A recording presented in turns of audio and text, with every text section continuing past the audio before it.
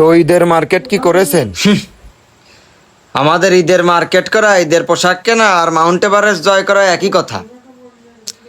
যখন পরিবারের বোঝা ঘাড়ে পড়ে তখন কি মনে হয় জানেন? তখন মনে হয় পরিবারের বোঝা আমার ঘাড়ে পড়েছে।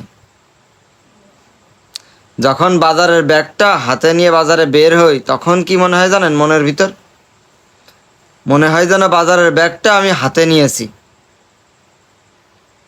যখন পরিবারের ছোট ভাই ছোট বোন আমাকে ঈদের দিন সালাম দেয় তখন আমার কি মনে হয় জানেন?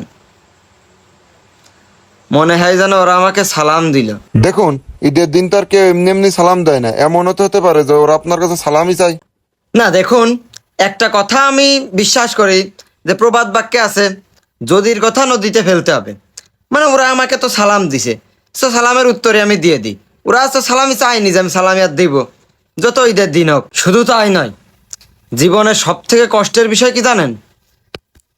এই হৃদয়টা কুড়ে কুড়ে খায়, এই হৃদয়টা কুড়ে কুড়ে খায় ওই কষ্টের বিষয়টা মনে পড়লেই। যখন আমার বাবা মা আমার কাছে ঈদের দিন পোশাক চায় এবং আমি দিতে না পারি তখন আমার মনের ভিতর কি চলে জানেন? আমার কি মনে হয়? তখন মনে পড়ে যায় ক্লাস 2 এর কথা, যখন আমার পছন্দের মেয়ের সাথে আমাকে আব্বু আম্মু বিয়ে দিয়েছিল না। ধত, এটা আবার কেমন কষ্ট? তার মানে আপনি কোনো মার্কেট করেননি, তাই তো? না, কিনেছি। ধুর ভাই, তাইলে সব ফাও বেসাল কেন মারেন? তা বলুন, কোথা থেকে মার্কেট করলেন? গরিবের আবার মার্কেট করার স্থান গুলিস্তানের ফুটপাত চেনেন? চিনি। থাইল্যান্ড থেকে কিনেছি। তা থাইল্যান্ড থেকে কি মার্কেট করলেন? রোলেক্সের ঘড়ি চিনেন? ও রোলেক্সের ঘড়ি। আচ্ছা, তাইলে রোলেক্সের ঘড়ি কিনলেন? না, 200 টাকা দিয়ে ক্যাসিও ঘড়ি কিনেছি। ধুর ভাই, ফাজলামি করেন নাকি?